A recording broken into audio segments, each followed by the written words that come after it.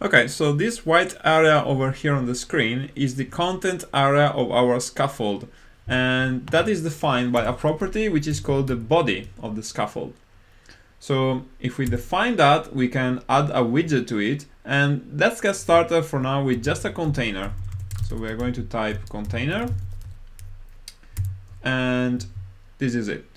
Just to show you that this container actually fills the whole content of the scaffold, I can set a color for it.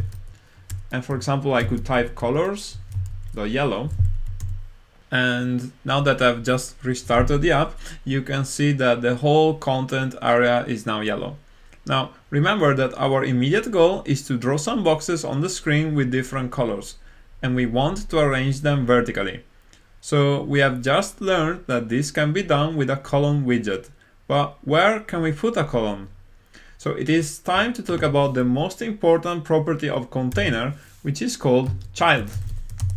So a container can specify a widget child, which could be any widget in Flutter. So what we are going to do now is to add a child, which is actually a column. And the column also has a very important property, which is called children. Now children needs to be a list of widgets. So it's not just one child, but it is multiple children. Now, how would we go about adding some boxes to this column? Well, we have learned that we can use a container to specify a rectangular area and that it has a color property. So the first thing that we could try to do is to add a container like this, and maybe we could set this color to colors.orange.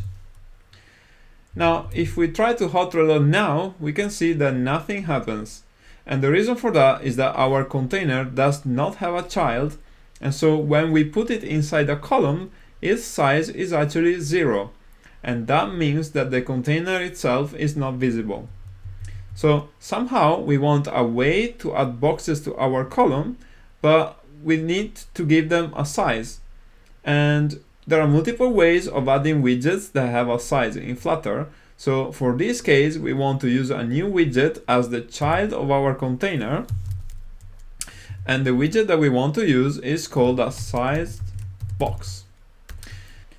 Now, sized box is a widget that has two optional properties called width and height. So let's try to add them and see what happens. So I'm going to add a width of 100 and also a height of 100 also. So if I hot reload at this point, I can see that something strange happens. So part of the screen has gone back to white, some of it has stayed yellow, and I have this square box of color orange at the top. So I need to explain a little bit more about what's going on over here, and I'm going to do this in the next video.